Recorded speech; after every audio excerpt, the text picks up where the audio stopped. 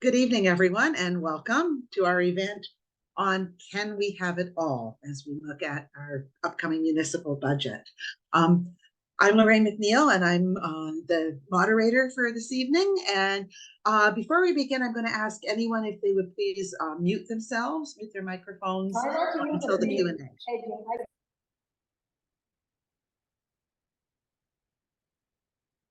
Thank you all. And I'm going to now call on David Heap for the land acknowledgement. Thank you.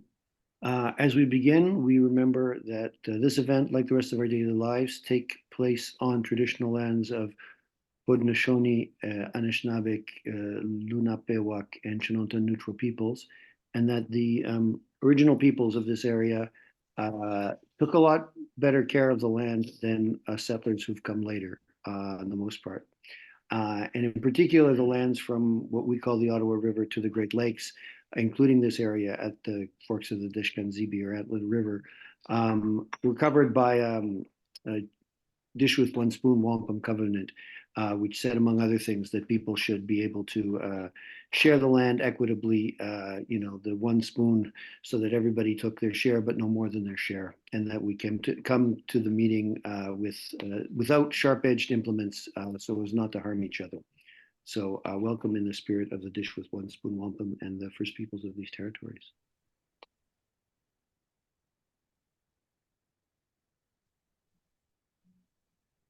Back over to you, Lorraine, as moderator. You have to unmute.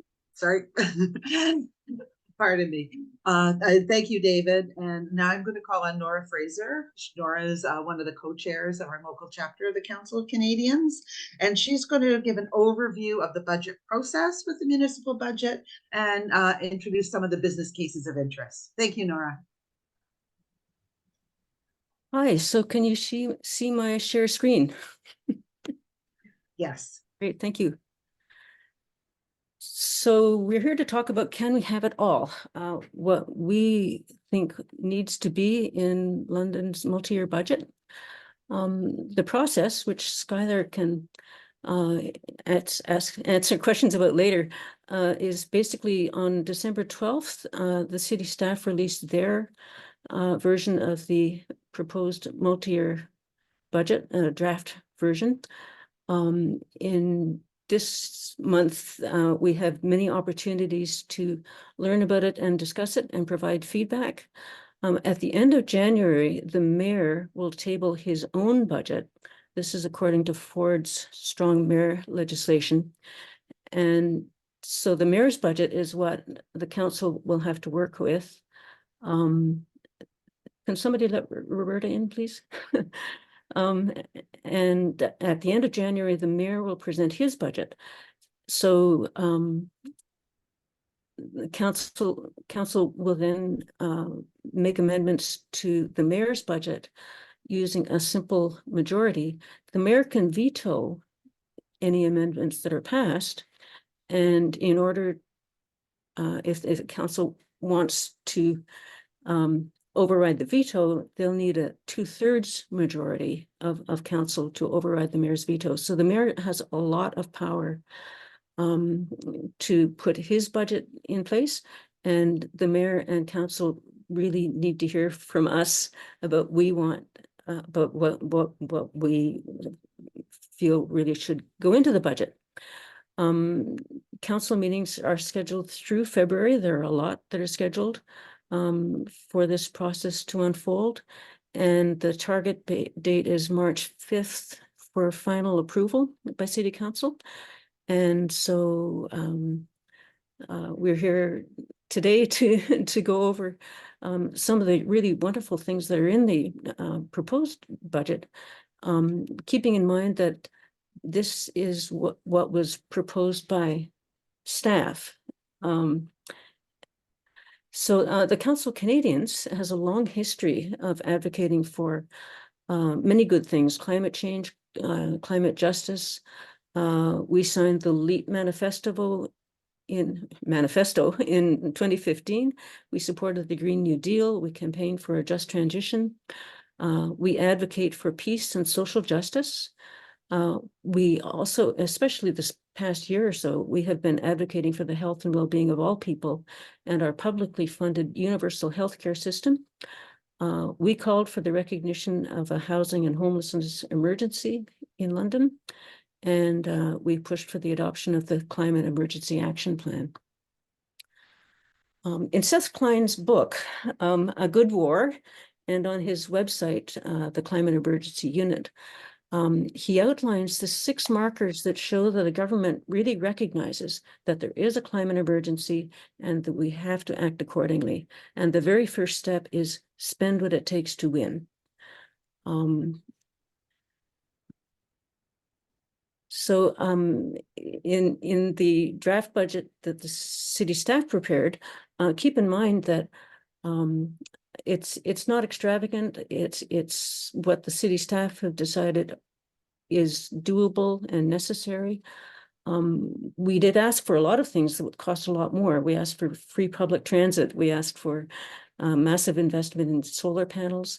We thought that a green roofs plan like Toronto has would be a great idea. None of those things are in this draft budget. Every business case that made it into the draft budget is considered to be reasonable and doable by city staff. So it's the bare minimum. We're just getting started with this. If we put in everything that we want in this budget, we're still just getting started on the really important things that we need to do. From a public health perspective, we have several nurses on our steering committee, and we're all very concerned about public health. And a lot of the business cases that are proposed are going to be really good from a public health perspective. They support the City of London's goals to restore, protect, improve, and sustain the health and well-being of people, animals, planets, our life-sustaining planetary atmosphere and ecosystems. And investing proactively in these budget cases is essential for promoting health of people and the climate, and preventing the higher costs of deferral, which Brendon's going to talk more about, that will ultimately result in costly consequences and complications. So the social determinants of health are listed on this screen, and almost all of them are directly affected by the proposals in this budget. From an environmental health perspective, the London Environmental Network held a really wonderful session on January 16th. And I'm not going to go over all the things that they proposed. We support every single budget case that the LEN recommended. But the thing that's on the screen now is what I was really, really happy to see. Business case P56, the Climate Emergency Action Plan implementation support, will do so many good things. It includes home retrofit grants for energy efficiency, climate emergency education, transit, London community grants, net zero buildings for city buildings, and public transit, improving public transit, converting the fleet to electric vehicles on a faster schedule, and providing the infrastructure that's necessary to do that. So again, we support all 28 business cases that the London Environmental Network has identified, and also more business cases that were not included in the environmental lens. There are 14 business cases that affect housing and homelessness. And I'm not going to go through them all. It's several slides, But you can see that they're supporting Indigenous peoples, maintaining community housing in a good state of repair, acquiring buildings for affordable housing. And this one that is really important to consider when people worry that some people might not be able to afford higher taxes. There is a fund which Lynn discovered in her work with Blue Communities, and they're proposing to top up this fund that provides grants and interest-free loans to cover the cost of rental and utility arrears for people who are really at risk of losing housing. So this fund could make a huge difference with concerns about affordability and raising taxes. There's also money proposed as part of the roadmap to 3,000 units to provide money to basically help people to pay their rent. And there's more money for community housing. So really 14 budget cases that are really important to address the housing and homelessness emergency.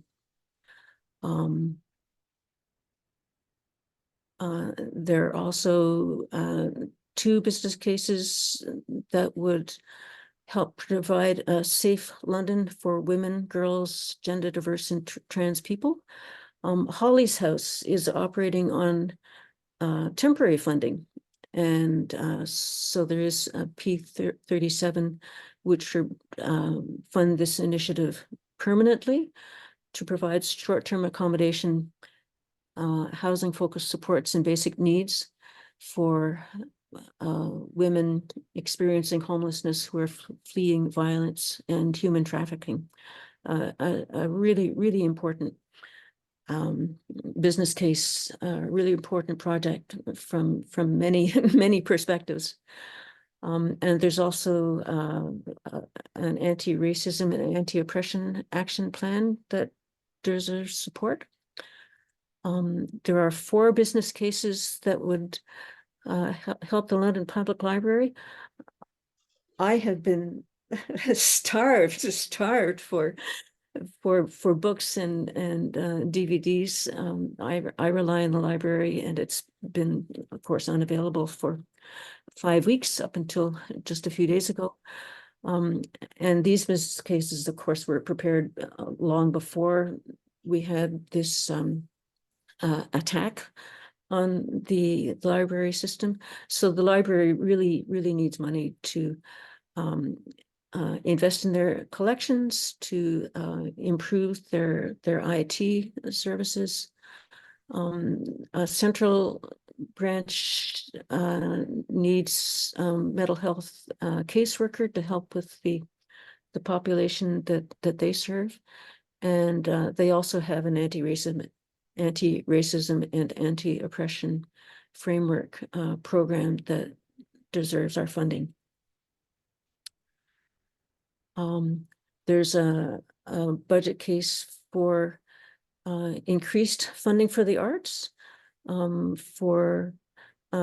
this one at the bottom, animal welfare for a veterinary technician and a veterinarian is actually expected to pay for itself, but we're including it anyway so that you're aware that it's there.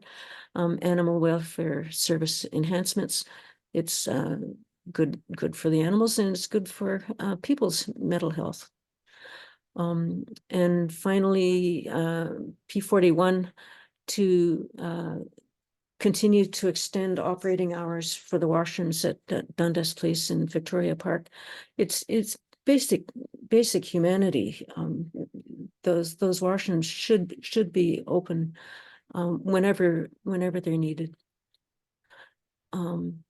So there's so many business cases that deserve our funding. We believe that we should fund them all. So we're not prioritizing any ones in particular. Of course, we want you to write to your councillors and to the mayor and fill out the survey and tell people tell them what's really important to you. And so just again, keeping in mind that all of these business cases are very reasonable, very doable, and we need them all. Thank you so much, Nora. That was really, really comprehensive and certainly gave us a lot of information to be thinking about. I just wanted to mention to everyone that we will have a question and answer session, but it will be at the end of all our speakers. So if you'll kindly please stay on mute, maybe note down any questions or comments you have, and we'll come back to you at the end. Thank you. Well, at this point, I would like to call on our first speaker, Brendon Samuels.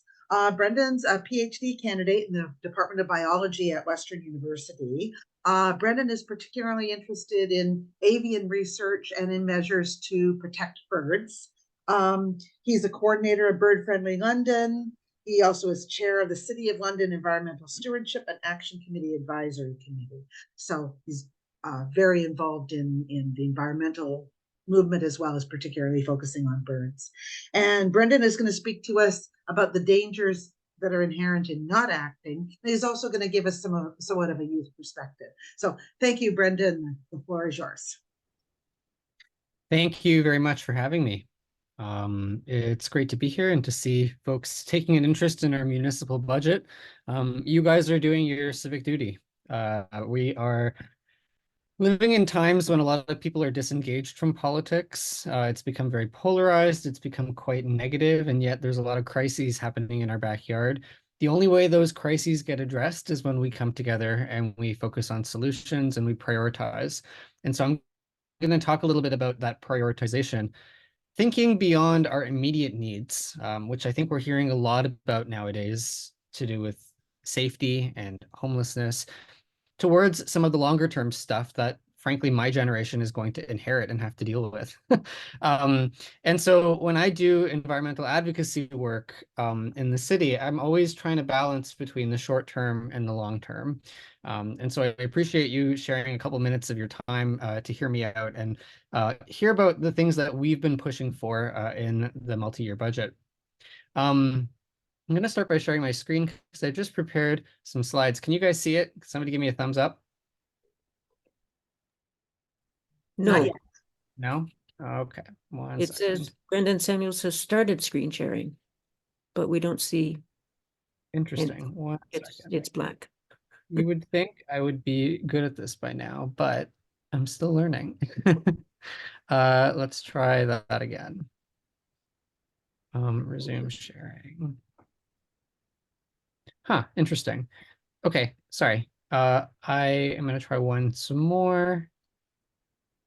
And then I'm probably just going to show you my PowerPoint because that might be faster. I have way too many tabs open. It's a really bad habit. Kind of reflects the state of mind these days, but that's okay.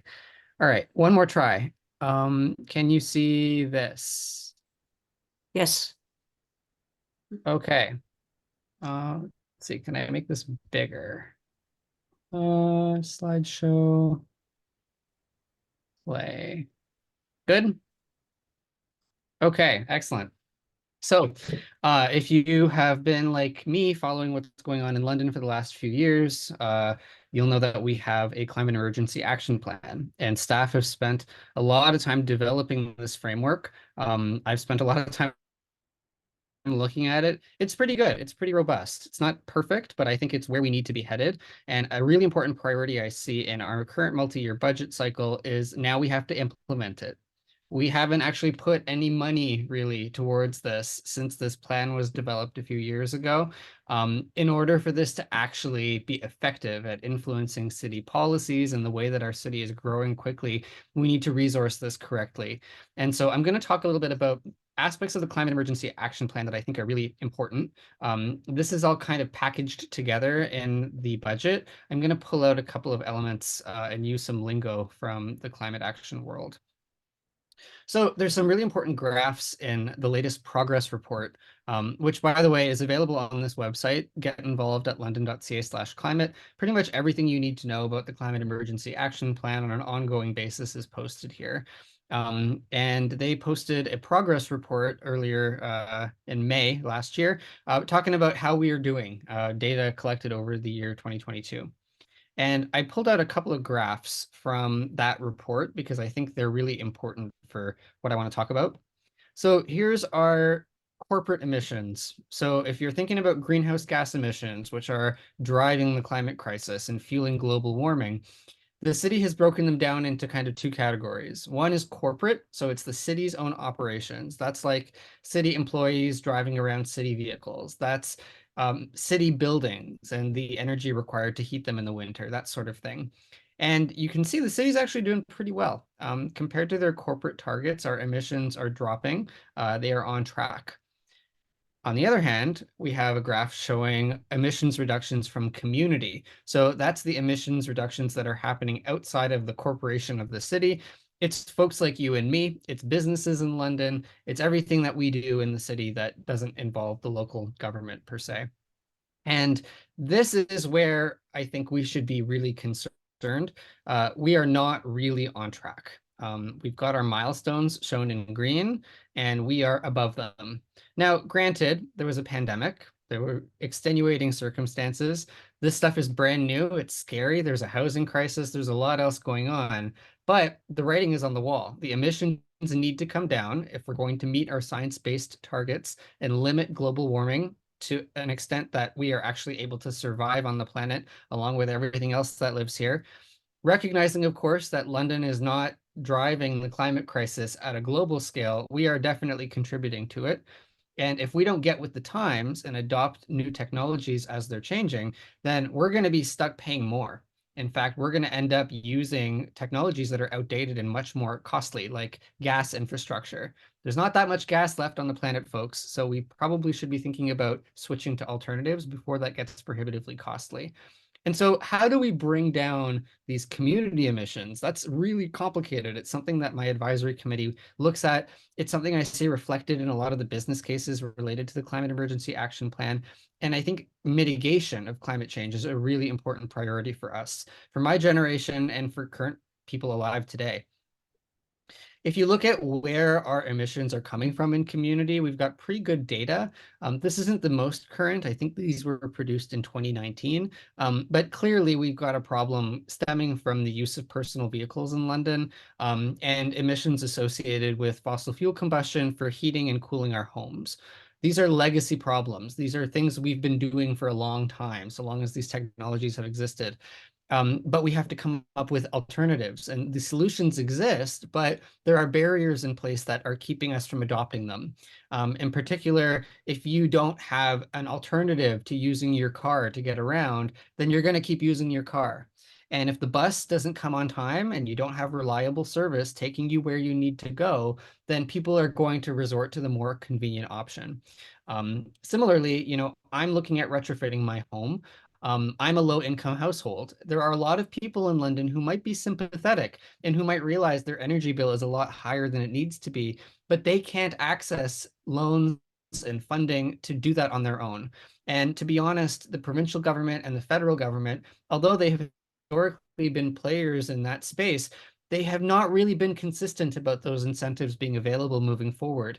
And so looking at the business case for funding opportunities for low-income households to be able to undertake climate action at home and do energy retrofits and that sort of thing, that might be the last chance that Londoners have to access those supports if they can't otherwise afford them on their own.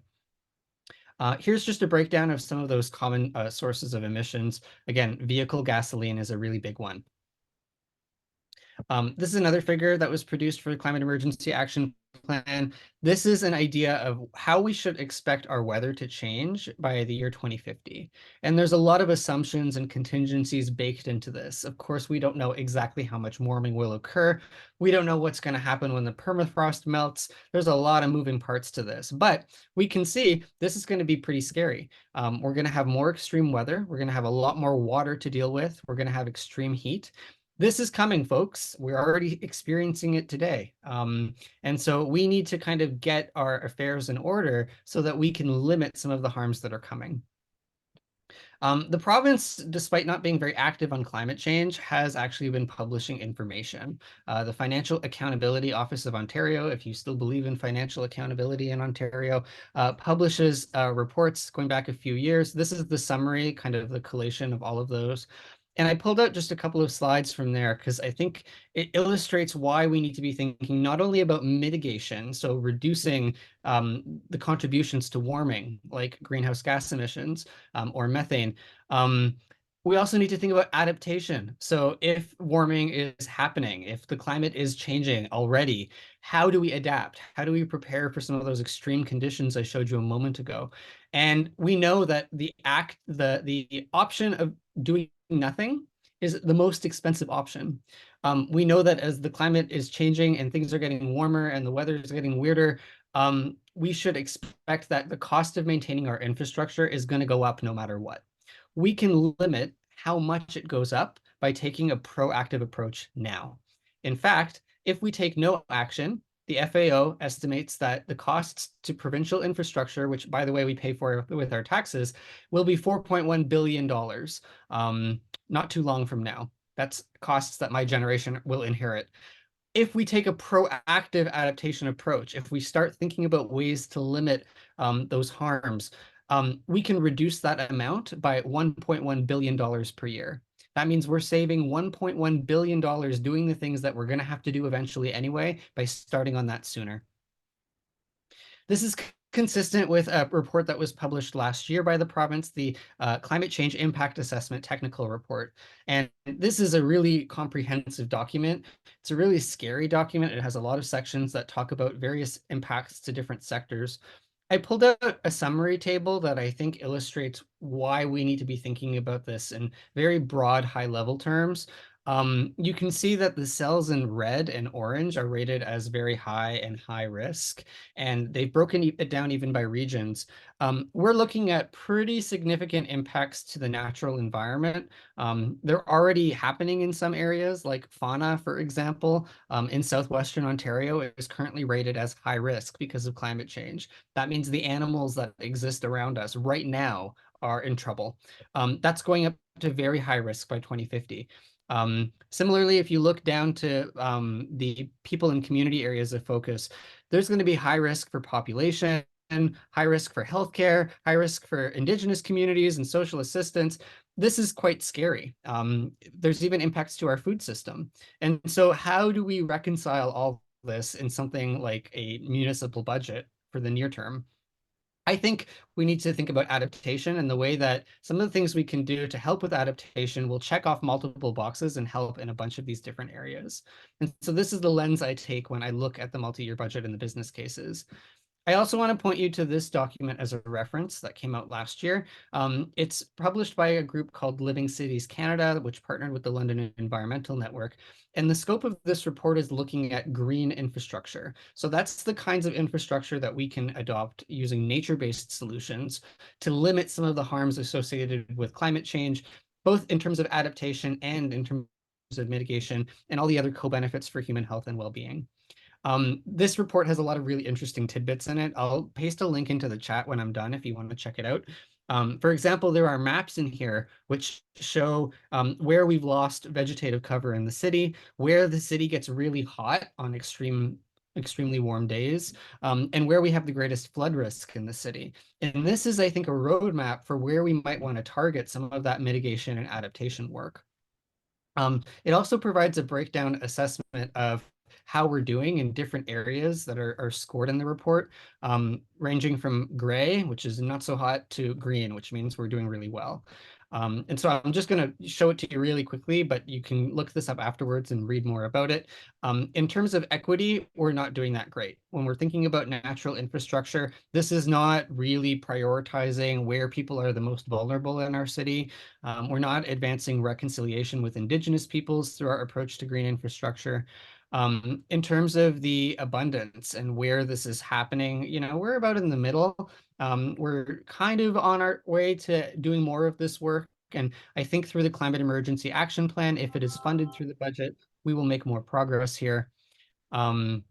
There's other indicators here that I'm not going to get into, but again, I would encourage you to look up this report if you're thinking about which business cases to support. This talks about some of the intersections with our parks and forestry operations and that sort of thing. They talk about thriving, so what it means for us to thrive in the City of London in terms of the benefits that it provides to people, those co-benefits like reducing extreme heat or improving quality of living. And there's even a summary, so it breaks down at a very high level things that London should be doing, recommendations moving forward for green infrastructure. I think a lot of these are captured by the business cases that are focusing on the Climate Emergency Action Plan and focusing on protecting the natural heritage system. Our environmentally significant areas, for example, those are great examples of green infrastructure that we already have that we're not taking care of properly because we don't resource the management by the UTRCA with enough people and enough funding. Anyways, that's sort of the lens that I take in thinking about climate change adaptation and mitigation. The cost of doing nothing is a lot higher. I think for us, recognizing we've got a lot of acute, important needs right now, we need to strike the right balance between addressing those immediate needs and also planning ahead, where the return on investment might not be something that we feel tomorrow or this year or even in our lifetimes, but will be really, really important for the future of our city. And that's all I've got. Thank you. Thank you very much, Brendon. That was really, really informative and certainly has given people a lot of information to think about. Our next speaker that I would like to call on is Dirka Prout. Dirka is a geotechnical engineer. She's the long-term past president of the London chapter of Spelling Bee Canada, and she's currently the chair of the board of directors of the Unity Project for the Relief of Homelessness in London, and she's an activist with the London Regional Social Forum. She's twice run for federal office, and she's become a leader in engineering, particularly promoting women in STEM. So welcome, Dirka, and thank you. Thank you very much for that lovely introduction, Lorraine. And I was really heartened to hear some of the things that Brandon talked about, and looking forward to the questions, because I come from it from a little bit of a different view. I'm going to talk today about infrastructure. A good bit of my day job is dealing with infrastructure either owned by the province or municipalities. So I take a particular interest in this, and I'm going to link it to the housing crisis. So housing and homelessness is on everyone's mind. The Canada Mortgage and Housing Corporation estimates that we need 5.8 million units by 2030. And all these new homes has to be supported by municipal investments in infrastructure. But like most Canadian municipalities, London has an infrastructure gap. Simply defined, the infrastructure gap is the difference between the investment needs and past and current expenditures. So it doesn't matter whether this is traditional views of it, infrastructure, or it's new green infrastructure, we do have gaps. So while property tax increases are really essential to maintain and renew what we have, municipalities need a new deal from the province and the federal government to obtain the infrastructure that citizens need to achieve a high quality of life. And I would also add an equitable one as well. So the estimated annual average tax increase for the City of London is going to be about 4.9%, and that is designed to maintain existing service levels. Although the budget does accommodate infrastructure renewal, growth, and new and emerging improved services, such as the measures that were talked about by our two previous speakers, one has to ask, is the rate enough? Even though London implements a best practice called asset management, and that is a procedure that seeks to take the long-term approach to efficiently manage cost, make ongoing investments, and prevent service failures and disruptions, that in of itself will not be enough to fill the infrastructure gap. So consider this quote from Scott Pierce, and he is the president of the Federation of Canadian Municipalities, FCM. I quote, "Municipal infrastructure is a prerequisite to building more housing. We cannot build new housing without putting in place the municipal water, wastewater, transportation, and community infrastructure that provides the critical foundation for Canadians' quality of life." So recent research by the FCM indicates that each new home in Canada will require about $107,000 in municipal infrastructure. Quite a good sum of money. And I want to point out that this is a base cost. It does not include cost to operate and maintain these new assets, or to adapt them to climate change, or even to build to low carbon standards. These costs don't include community services such as policing, hospitals, schools, being provided to our new homeowners and or renters, and they certainly are not, that amount does not include the cost to close the infrastructure gap. Now, the 2019 Canadian Infrastructure Report Card states that a very concerning amount of municipal infrastructure is in very poor or poor condition. And even assets that are rated as fair require a lot of attention. So I'll briefly compare London's infrastructure gap in some core service areas, along with two other areas that I'm going to join together. And the only reason I'm joining culture and recreation together is even though the City of London looks at culture and recreation as two separate services, for the FCM's State of Canadian Infrastructure Report Card, they're grouped together. So we're doing really well for the services, core services of wastewater, sanitary, or storm. We have numbers according to the 2023 asset management plan for the City of London that are lower than the national average for poor to very poor or fair infrastructure in those two service areas. We fall down in water infrastructure. So where nationally in 2019, about 10% of the linear and 6% of other water infrastructure was in very poor condition. London is higher at 11%. We're also 50% higher in water infrastructure that is in fair condition. When we look at roads and bridges, unfortunately, the national report card does not cover things like mobility, like bike lanes and stuff like that. I hope that will be added in the future. But when it looks at basics like roads and bridges, nationally, about 16% of the linear infrastructure and 12 of of bridges and culverts is in poor and very poor condition. And London is higher at 22. And we're also higher when you consider infrastructure that is in fair condition compared to the national average. Culture and recreation, we're really falling short. And that is something that needs to be paid attention to as well, because these are the things that help people integrate into society, give them a sense of belonging, really give us our identity as a city. So if we look at art and culture facilities, nationally, about 9% of that infrastructure is in poor to very poor condition. But London has double that amount in poor and very poor condition.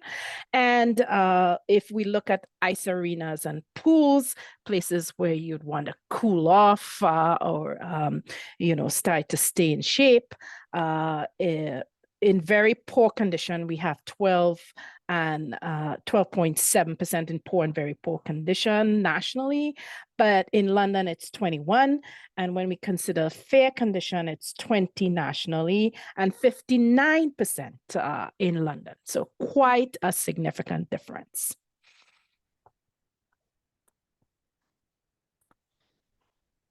So the city's draft documents admits that compared to Ontario municipalities of similar size, when we consider residential, commercial, or industrial taxes, they're all below the 2022 average. So in fact, London is the second or third lowest in comparable municipalities in each category. Therefore, council can be bold and can push for tax increases across all three categories to better reflect future infrastructure needs. That said, there are definite limits to tax increases. In Ontario, the province has been downloading responsibilities to the local governments without proper compensation since the 1990s. And the recent Bill 23 has provided developers with frozen or reduced development charges or outright exemptions. The AMO, Association of Municipalities of Ontario, predicts that there will be a shortfall of about $5 billion. And to respond to that shortfall, municipalities will either have to raise taxes or cut services. We hope London will not choose much of the latter or any of the latter, because neither improves housing affordability or really addresses the infrastructure gap. The FCM is calling on the federal government to develop a new municipal growth framework in concert with municipal, provincial, and territorial leaders. The feds need to invest in their fair share back into public infrastructure, because for each new home, 39% of tax revenues, in fact, the largest share of tax revenues, accrues to the federal government. And only 7% of those funds are returned to municipalities to build public infrastructure. This is really unfair. The revenue imbalance is so skewed that municipalities only collect 10 cents for every dollar collected to maintain 2/3 or approximately 60% of public infrastructure.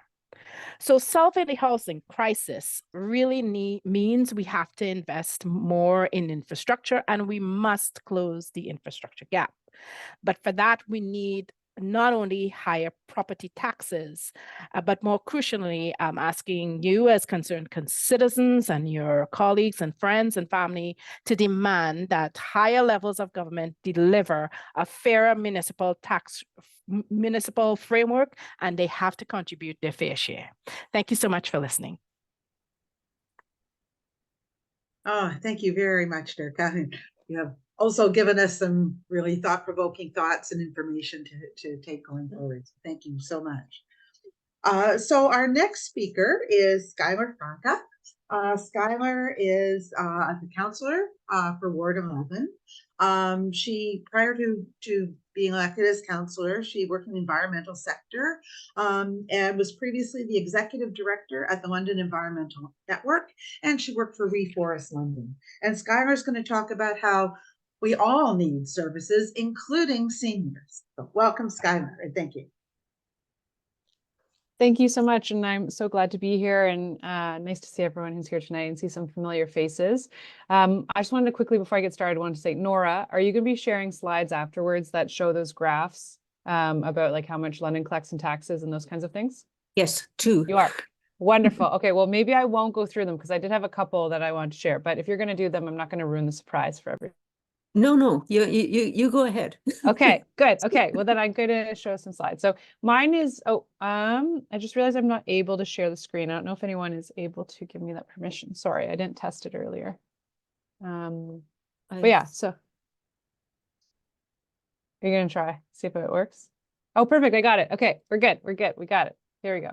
All right, I'm going to start from the beginning, slideshow. Perfect. So before we get started, I want to kind of contextualize where London budget sits. And some of the recommendations I'll be making apply to seniors, but they actually apply to anyone who lives in the community. But seniors is one of those specific demographics that I want to talk a little bit about, because if you follow municipal politics or really any politics, one of the main reasons why politicians won't raise property taxes is because, and it's a very specific narrative, but specifically because seniors are on fixed incomes. If you increase property taxes, they might be priced out of their home because, you know, they're already stretching their budget so thin. An increase in 2% on their property tax might be the difference that kicks them out of the house, and then they become homeless. And while I don't disagree that that actually probably does happen and might happen if we increase taxes, or I personally maybe get 2 to 3 emails that say that a year, and it's not overwhelming. So I'm not saying it doesn't happen. I'm just saying based on those 2 to 3 emails that politicians receive, that entire narrative becomes almost the foundation of saying why we can't raise taxes. So that is one of the things I just wanted to discuss a little bit, because I know everyone is in a different economic system or situation. And I know that everyone is right now struggling with affordability. I know I am. I know I'm sure many of you are as well. But one of those things I want to highlight is that, in my opinion, and in many people's opinion, property taxes, but also taxes in general, are one of the ways that we actually generate community wealth. And so that's kind of what I wanted to talk about, but specifically kind of maybe highlighting the senior narrative that we hear very often at City Hall, and I'm sure other levels do. But just to start out, I want to give people a background of what we spend our money on. So the city has over $1 billion operating budget. We collect tons of money, and this is how we spend it. So the bulk of it goes towards police services, and this budget is based on what we're looking at in our upcoming budget. So it's kind of based on like a hypothetical 2024 budget if we're to move forward with it. So right now the bulk of our spending is on police services, capital financing. So that's a lot of our capital projects are happening right now. We had the highest year of construction last year. So that's including all of the BRT, any community centers, any debt financing if we're paying off a project that we did a couple of years ago. The next thing is fire services, obviously. So like firefighters and their buildings, corporate services. So that's actually City Hall and our administration, roadways. So that does include, we don't separate out bike lanes and sidewalks. So that's kind of all of them together. But London is fairly sprawled, as you know. So we do have a lot of roads to maintain.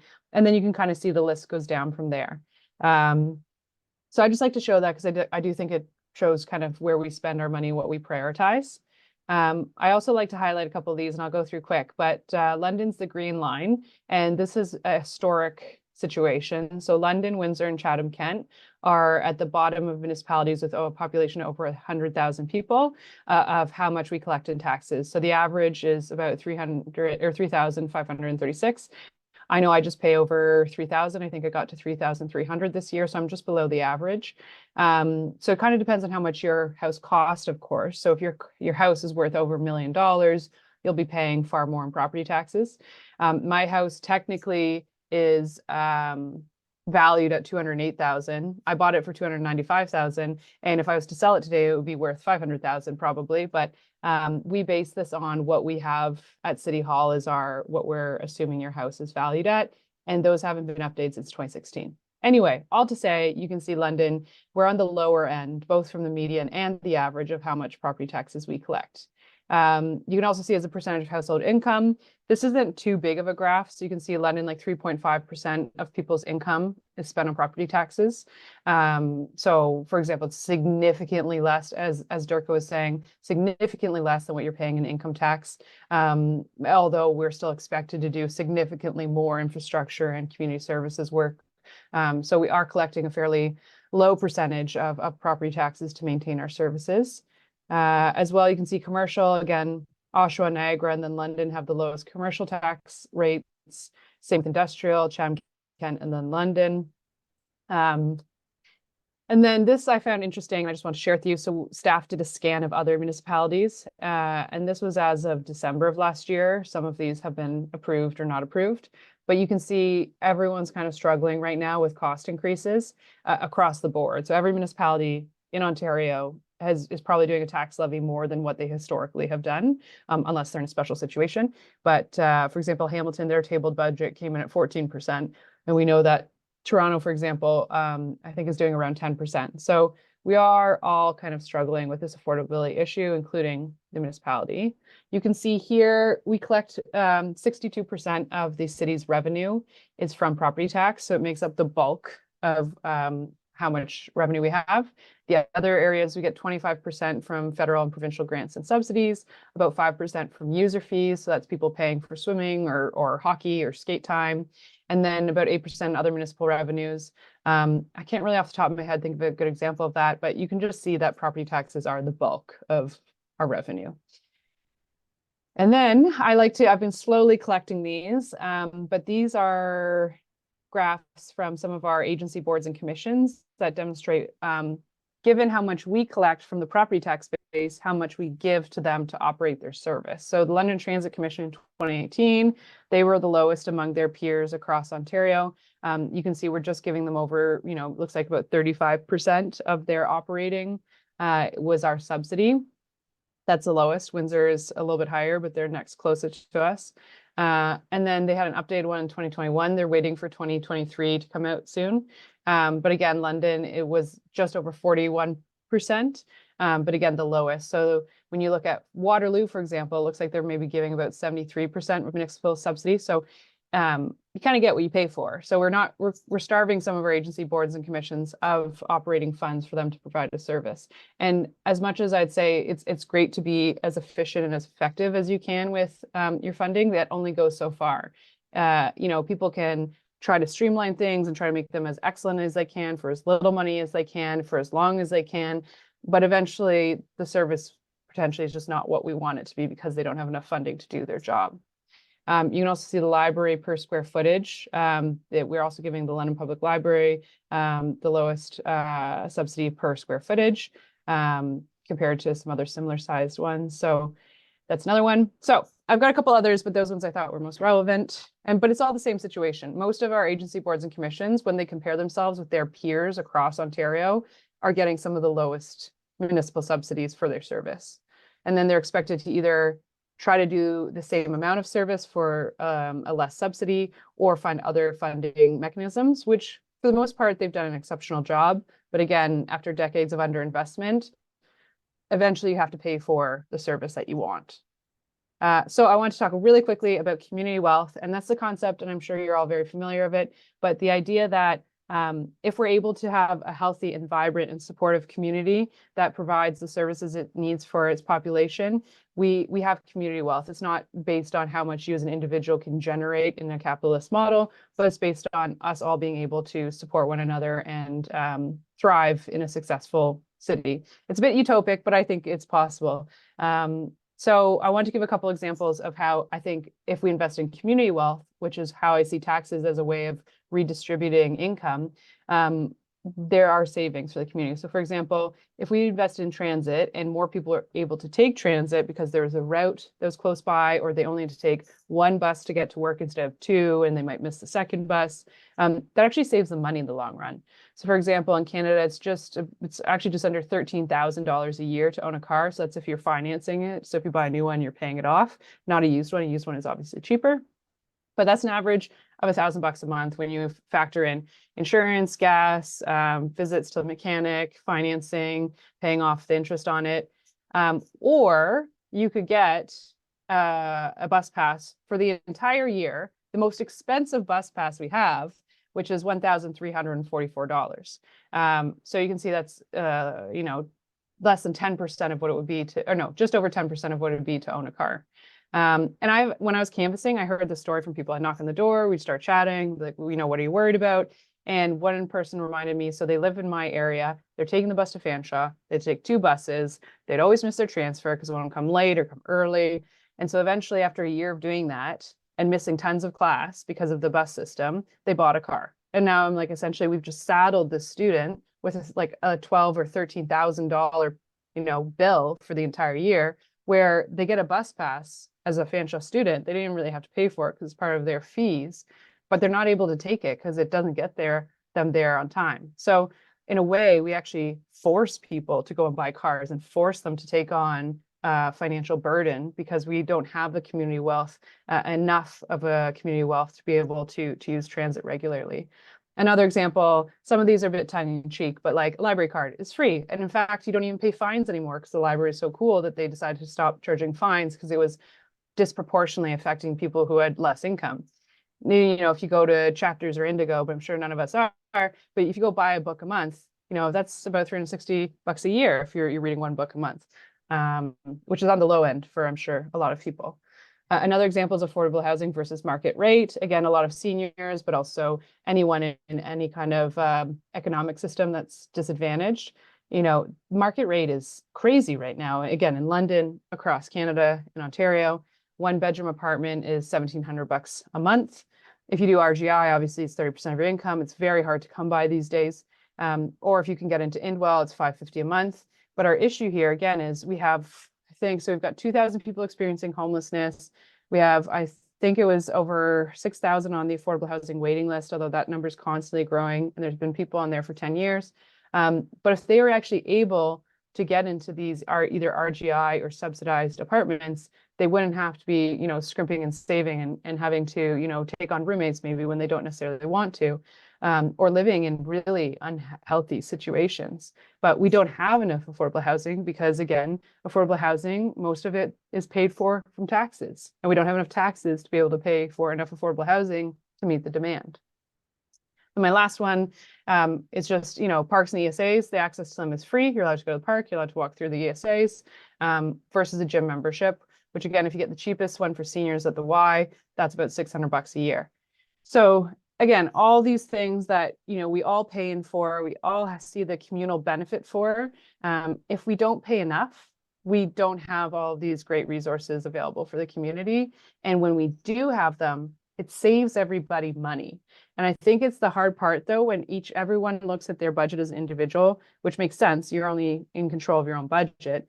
But when you're able to, look at your costs and say, here's my rent, here's how much it costs to go to the gym, here's how much it costs to go to the grocery store, here's how much it costs for my car. And then you have to pay more taxes. It's hard to see eventually where do you see the point where you're actually making the savings. But I know at least for my household, we only have one car and I'm able to take the bus. So we never bought a second car, so I didn't sell it and then make money back. But I've never had to make that additional $12,000 a year investment because the transit system works for me where I live. And I would like everyone who is able to take the transit system and willing and able to save, $12,000 a year to be able to do that. So that's the end of my presentation. Sorry if I went a little over time. I just started rambling. But the last thing I will also share is just, I don't know if you can see this screen. Here we go. I got it. Is I do have, and if you want to do this, I'm not sure if you did it at Thursday at Brendon's session, but I do have a chart that lets you see all the different business cases that we have, and then how much it costs and the percentage increase. And I can just quickly show you, if we did approve absolutely everything that is in a business case, and we approve the provincially legislated cases, if we did everything, it would come into about 9.15 a year, which is about additional $339 per person. I will be honest, I don't think this council necessarily has the appetite to go all the way. But I also even just pulled out some of the stuff that I thought you guys, when you're talking, environment, housing, all the housing ones, all the arts and culture ones, the washrooms downtown, I pulled those out. And that's just a 2.29% increase on top of the 4.9. So anyway, all to say, it'll be interesting to see what this council does, but these numbers are a lot for people on fixed incomes, but they're also not extraordinarily horrific. Another example is I read in the news next year or this year, people's grocery bills is going to go up $700 on average. So, this isn't even close to that. And not that I'm trying to compete with grocery stores, but all to say, some of these dollars, as much as 9% sounds scary, like $330 is 2 to 3 grocery trips for me. So anyway, I can absorb it. Not everyone can, but that is the end of my presentation, and I'm happy to take any questions. Thank you very much, Skylar. Another interesting and very informative presentation. I'd like to turn back to Nora now, who's going to kind of wrap things up by talking about why it's okay to raise taxes. Well, actually, Skylar pretty much covered it, and Dirka and Brendon too. So let's just go right to a Q&A. And I think our guests can answer the questions. I'm not going to try. Okay, what I would like to do, I'm going to open up the Q&A. If people want to either raise your hand so I can see you or raise it in the reactions, I am going to try to, as much as possible, get people in order and then allow the speakers to respond.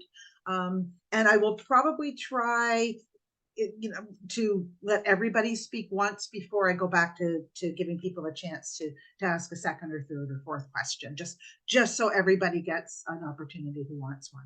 So I'm open for questions.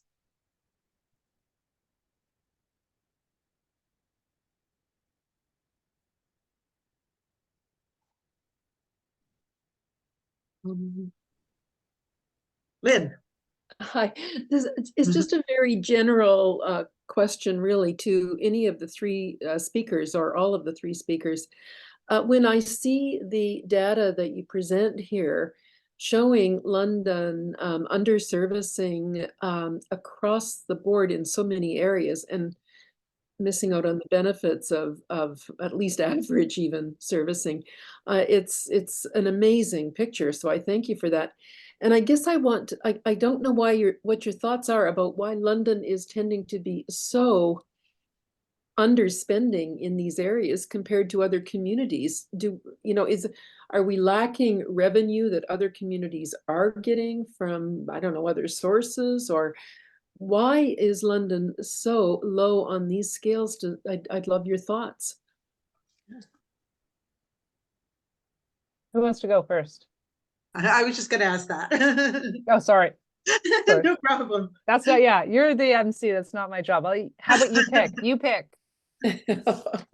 Skylar, why don't you go first? All right, I did talk first. I think it could be a number of things. I think some of it is narrative building. So I think in London, a lot of people say, like, we can't afford. I hear all the time, I pay the most property taxes, and then I like pick up my graph, and I'm like, do you really pay the most? But that's a narrative I think a lot of people think, and I think it perpetuates, and the more you say it, the more people believe it, even if it's not true. I also think London historically, our average household income is not that high. So, you don't necessarily want, if your average household income is lower, you don't want to be, a high property tax, because it's like not super fair. At the same time, I think a lot of that has shifted in the last 5 or 10 years.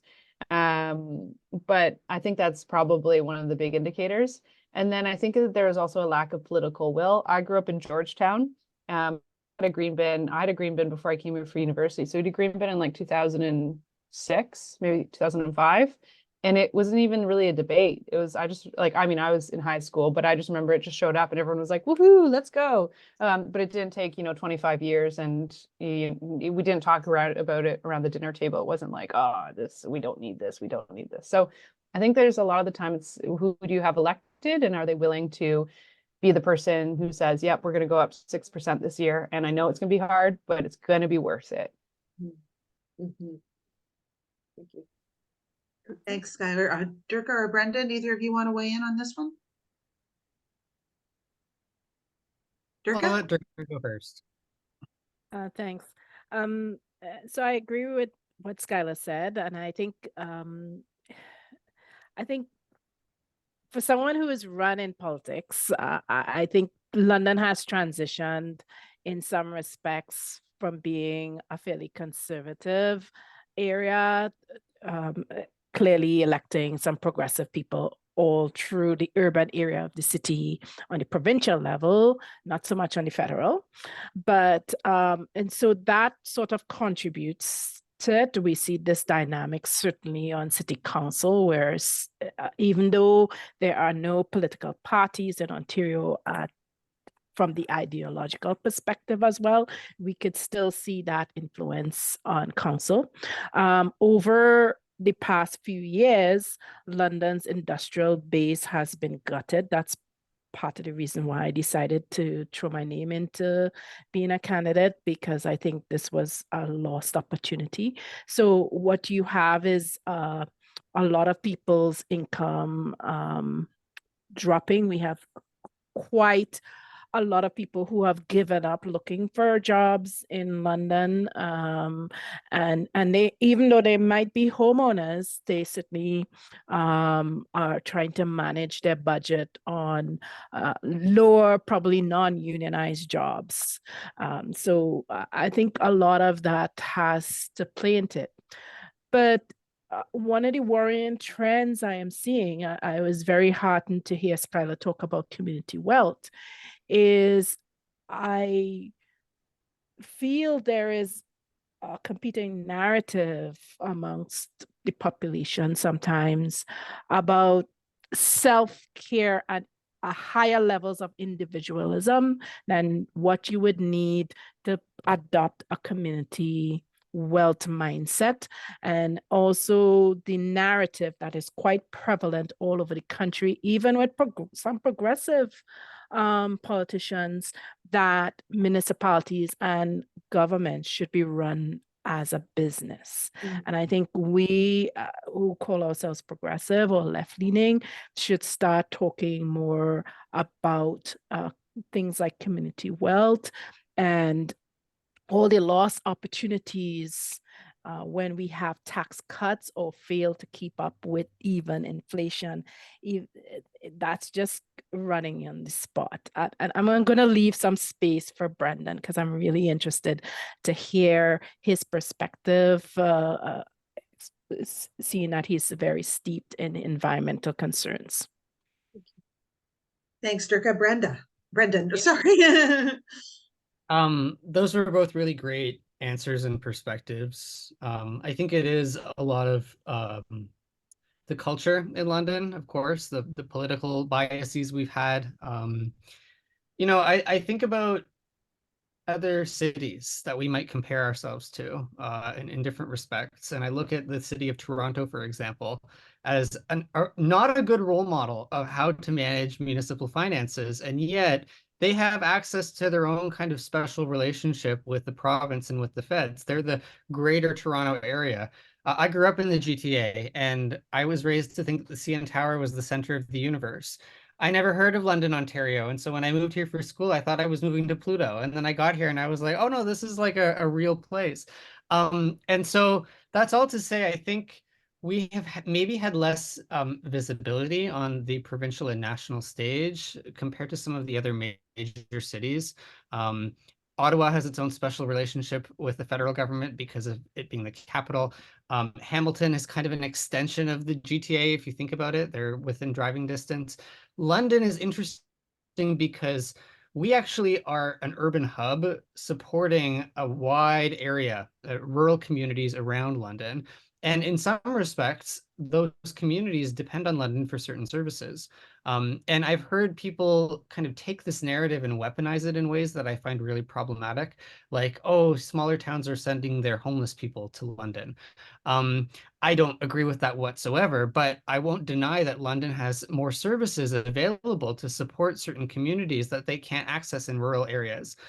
We've got our hospitals here that a lot of people in the surrounding region depend on. And so that's all to say, I think where we are right now is we're experiencing growing pains from London having kind of originated as a small town, now becoming a big city, and thinking about how do we make that next step and embrace more of a regional approach to governance, where we're interacting with our neighbors more directly, and we're thinking about the connections and the services that people need, even if they're not living within the municipal boundary of London, but they're still part of our community, right? And so I think, I don't know if I've answered the question of why things are the way they are in London, but we've changed a lot. Things have grown in ways that I think have outsized what we're able to provide. And so it'll be really interesting to watch in the coming years, with London now being recognized as the fastest growing community, fastest growing municipality in Ontario. Are we going to be resourced for that? Thank you all. Yeah, thank you all. Other questions?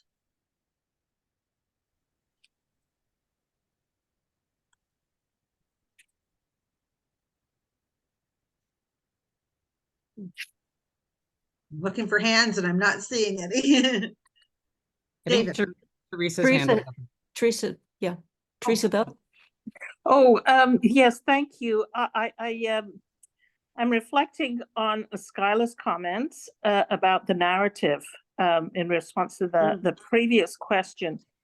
And so a thought came to me. I was at and I know Skylar was using the finance graphs and diagrams, and I was at a meeting on Monday. Couple of wards got together, and we had the presentation again from the finance department and another agencies. And the thing that I was puzzled by on those graphs was there's two graphs two diagrams. One showed that the one showed that the let's see, oh gosh, that I guess the expenditures of the city for housing and social services at 34%. I don't want to get in the weeds here. It's just talking about narrative. And when that that diagram came on the board, then the group, the audience, there was this, oh, you know, it is if to say we're spending so much, 34% on housing and social services. And in comparison with protective services at only 18%. However, the protective services was supposed to include police and fire. Okay, fine. Put that on the side.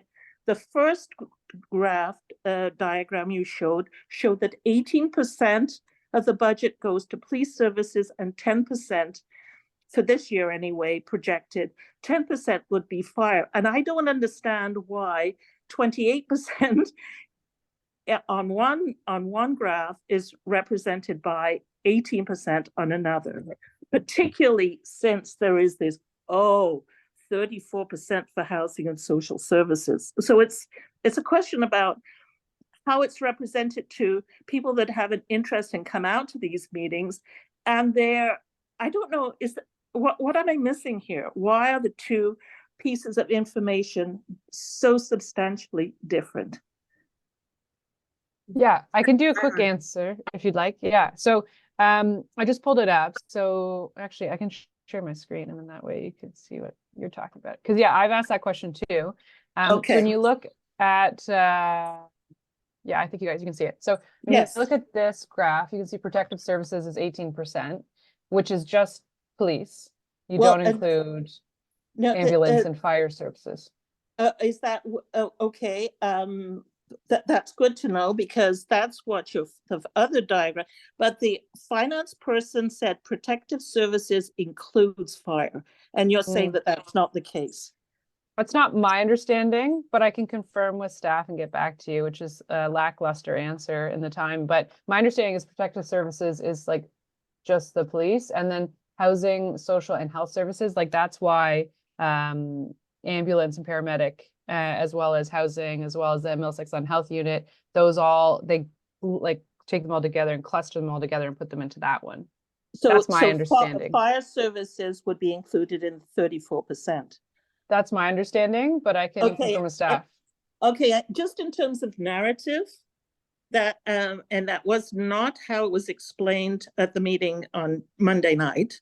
And the narrative to the audience was that a third of the budget goes to housing and social services, and that and there was an audible sigh about that, which I didn't see as being positive in terms of any of the business cases that possibly could be included in that category.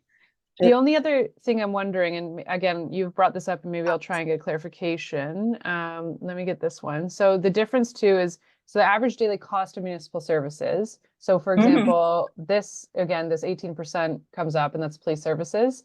What you don't actually see here is a lot of the health and social services. Like right here, 2% is housing services, which then doesn't make sense, because then in the other slide, you're like, why is it so much more when it's here? And I think the difference might be we get flow through money from the province to do some of our housing and some of our healthcare services.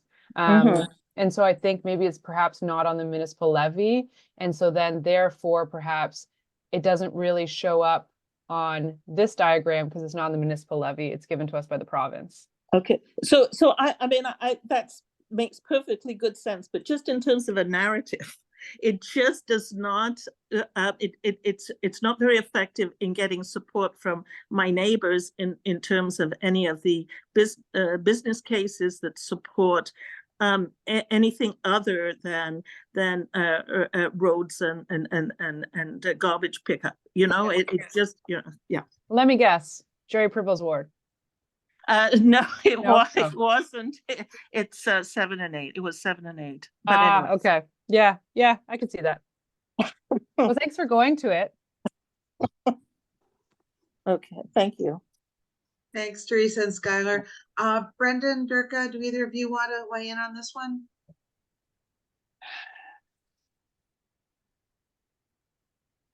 Would you mind repeating the question? Is that my question?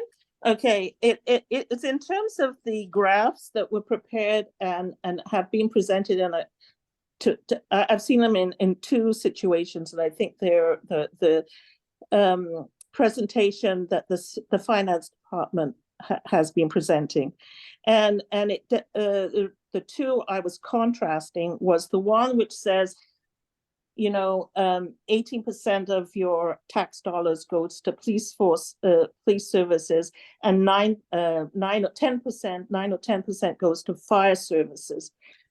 And then the other chart, which shows there's revenues and then expenditures, and the expenditure diagram shows that 34% goes to housing and social services and 18% to protective services, which was identified as police and fire, and is like it's very different. Those two are very different. And the response of my neighbors at this on Monday was, oh my goodness, we're all getting ready allocating a third of our property taxes to housing and social services. And my question had been to Skylar, because she used the word narrative in terms of why the percentage, we've had a particularly lower percentage property tax compared with other municipalities in Ontario.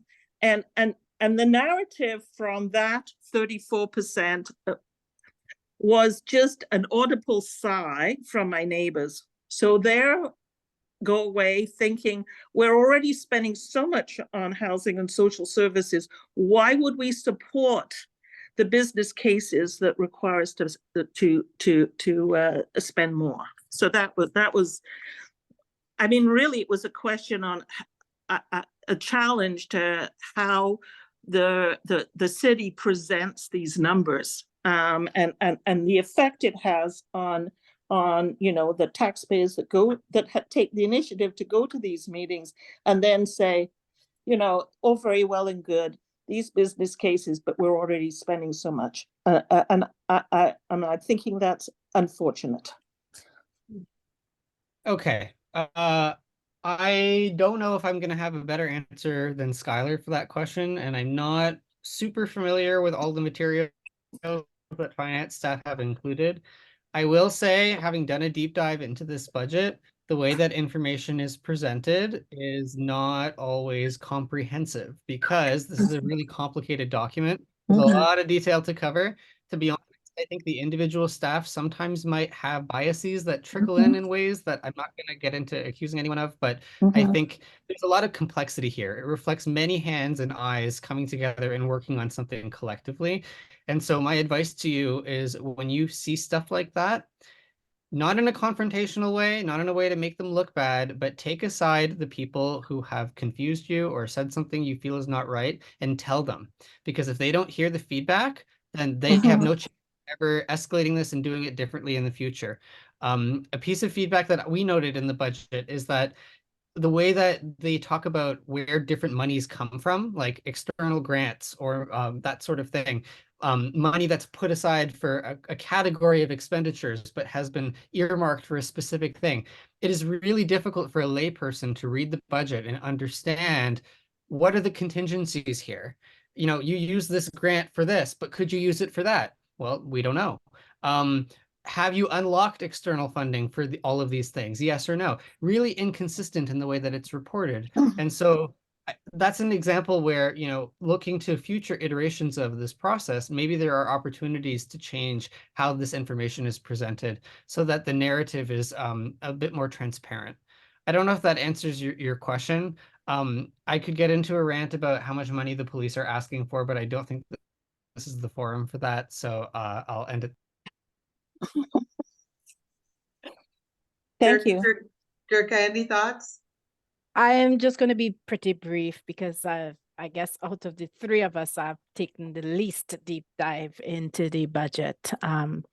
But I do have to say, if you have been following, and because I was preparing for this presentation today, I have been looking at some of the communications, or some of the, not communications, but articles that have been coming out in the press. One thing that has been noted, and I sort of hinted at that in my speech, is that the municipalities have 60% of the public infrastructure. That includes public housing, all right, and shelters and long-term care homes. That's something we haven't talked about at all, right? And on the flip side, the federal government is benefiting from the boom in new houses, but not passing on those benefits in any commensurate way to the municipalities who are shouldering the burden. It used to be in Ontario that public housing was run by the province, and that got downloaded to the municipalities. So when you speak to your neighbors, make sure you mention these two things. I'm going to keep it at that. Thanks. Thanks, Dirka. David, you're next. Brendon, please don't prevent yourself from ranting about the police budget. If somebody wanted to rant about the idea of acquiring a second light armored vehicle, I would welcome it. But more generally, I may think the meta framing question. Thank you all, each of you, by the way, for your analysis and your insights. But how do we change the narrative? I mean, Dirka said talk to our neighbors, which each of us can do. But so much of this is framed in a way that hides the real costs, the real long-term costs, and sort of fronts this low tax narrative. I don't, like some other people here, I wouldn't have a problem going to 6, 7, 8%. And why, given the long-term savings, why that's such a taboo subject, not with you, Skylar, but with so many of your colleagues, is a problem that needs to get outside this. What are we now? 20 odd people in this room. Thank you.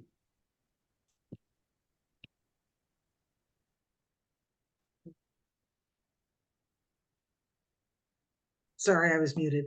Thank you, David. And I was going to ask Skylar if you wanted to respond. Sure. Yeah. I mean, I think if everyone wants to have the conversation with their counselor, that's kind of actually what I'm asking. So when people come and say, Skylar, it'd be okay to go up 6, 7%, I'm like, okay, thank you for letting me know. That makes me feel better that I can make a decision that wouldn't negatively impact you. So if people would go up to their counselor and say, hey, I know you're in a tough spot, I'd be okay if you went up 6, 7%. Don't worry about it. And imagine if like 100 people said that to their counselor. The counselor's not going to say, oh, well, now I have to be at 0, right? Like they're going to start to absorb that, hopefully, anyway. Depends on their own personal value system. But I think that the more that other counselors could hear that, the better. Because like I said, I think a lot of people have historically always heard, don't go. I had 2 people emailing saying, actually, we'd like a reduction. I was like, whew. Can you imagine? Anyway, so I think that people pay attention to that. And 100 residents saying, I'm okay with this as long as I get better service, then that changes the narrative. So you're spot on, David. Paula.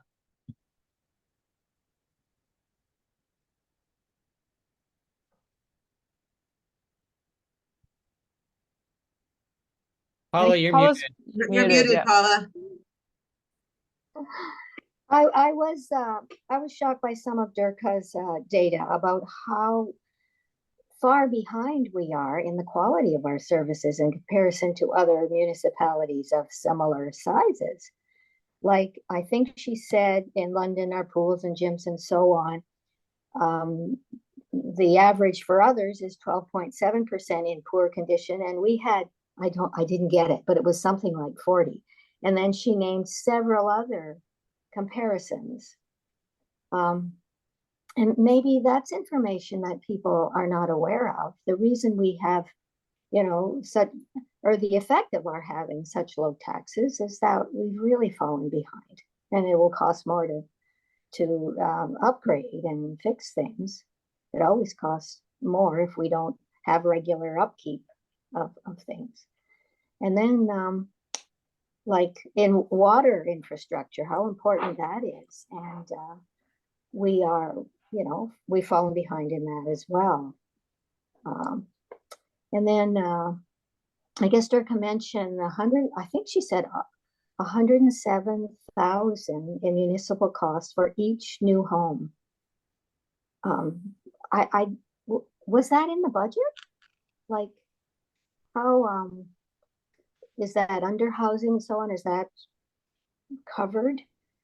Like I'm trying to understand it. Like I think 107,000, that is I suppose for roads and sewers and electrical and all of that, and that's a one-time cost for the new house. It has to be ongoing and kept up. It's not every year, but anyway, yeah, I learned a lot of new things here, let's say, and I'm still a bit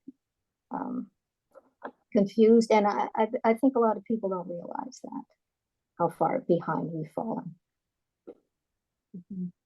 Thanks, Paula. Did you want to respond, Dirka?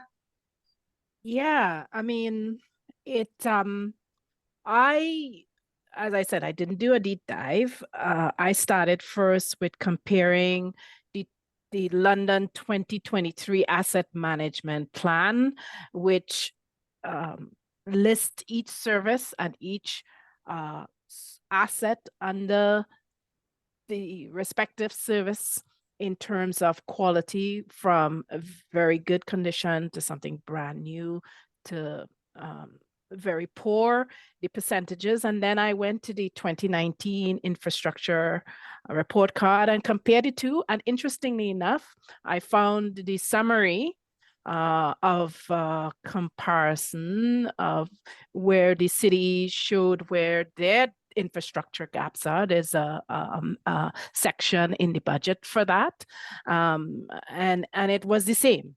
So we're not only behind peer municipalities in Ontario, we're behind peer municipalities nationally.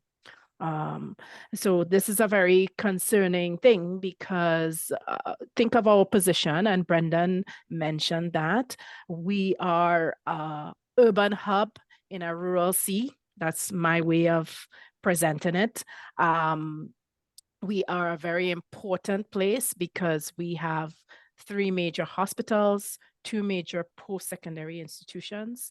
So people are going to be relying on us, even if it's a simple thing as you're getting older. Rural municipalities have been really underserved. That's something we didn't talk about tonight. And part of London is actually still and should always remain rural, right? You know, they're underserved, and a lot of people choose to retire here. I remember all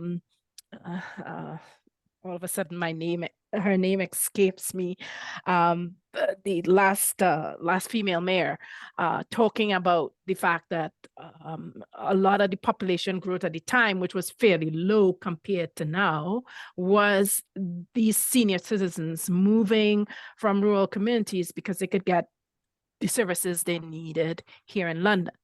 And it's the same for a lot of other people too, whether they just come here just to work or they come here to live permanently. So I sort of forget the main thrust of your comments, Paula, but I think it was even a little bit of a surprise for me. And I sort of track infrastructure on a high level, and I deal with it on a more practical basis, supplying some of the technical input that we need to build new infrastructure or maintain existing. But I want to give you a perspective as someone in the industry, which I wasn't asked to give tonight, but I will tell you that when you keep taxes too low, or you don't raise or even keep pace with inflation, on the technical side, most municipalities do not have the staff, whether it's planners or engineers or scientists, to do all the work that needs to be done. So the majority of it is subbed out to consultants. And we work in teams, sometimes with competitors, but to deliver the projects that you see every day in the city. And in a low bid environment, as the City of London is good with a lot of their tenders for consultants, it's actually a ranking system. So it sort of weeds out the low hanging or low performing fruit, but not completely, right? We are not encouraged for innovation. So we just stick to what has worked in the past instead of something that might be more expensive upfront, but can be shown in other jurisdictions to be more reliable, right? And that includes some of the things that Brendon was talking about, green infrastructure, like low impact design and things like that. They may, in some cases, be more expensive, or new and emerging technologies that are, again, may have been proven to work in Europe, but haven't been used in Canada. When you're in this low bid environment where the pressure is on cost, the pressure comes on the consultants. There's been much made about consultants, but consultants are people like me and Brendon, who and even Skylar, if you had moved over into public service directly, or the private sector consulting, you know, it's your neighbors who are the consultants. So that's another narrative you have to push back on. The cities and municipalities don't have the people. They rely on consultants. The consultants are pressured because and don't produce innovative designs, don't produce probably the best design. They just do the one that gets you where you want to go at the cost that they can afford. So, you know, with a pretty cost benefit analysis and all of that. Yeah. There's much more I have to say, and some things I kind of cut out of the speech just to keep it in the time frame. But here's another important thing I should say is that, and Skylar knows this well, municipalities are kind of stuck unless you're Toronto, right, Brendon? If you're Toronto, you have some tools which previous mayors have neglected to use, or for whatever reason. So most municipalities have only two tools: property taxes and development charges. And Bill 23 severely erodes that development charges. And I see there's a line item in the budget, just to let everybody know, that tries to compensate for that loss in development charges, because the budget not only reflects what the city wants to do, but it also reflects what it has to do due to legislative changes. So that's a problem. And that's why that discussion between the federal and provincial governments and how to change this framework of financing and expectations and the culture of downloading, right? Think about those long-term care homes. I want to make an important point. That is something that is not in the Canadian infrastructure card, because I guess, this is my guess, I'm not sure, but it's not a normal thing to have municipalities run those sorts of institutions. Thank you. Thanks, Dirka. I think we're getting close to the end of our time. I'm just wondering, Brendon, if you had any final comments, or if any of the panelists have any final comments. No pressure.